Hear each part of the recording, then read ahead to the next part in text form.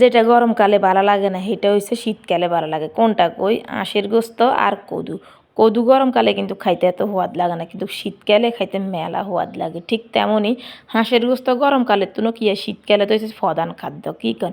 তো যাক, আসসালামু আলাইকুম, আশা করি আপনারা বেঁকে ভালো আছেন। তাই আজকে দুপুরের রান্না কাটা কুটে বেগিন একসাথে করে গোলাই লইছি, তখন রান্না বসামো, কথা বুঝিনি।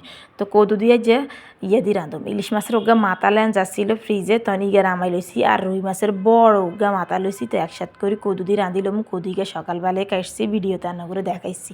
তো যাক, কদু অন কষানি বইয়ে দিছি জলদি, এর হরে দিয়ে দিয়ে আবার হাঁসের মাংস বইয়ে দিছি।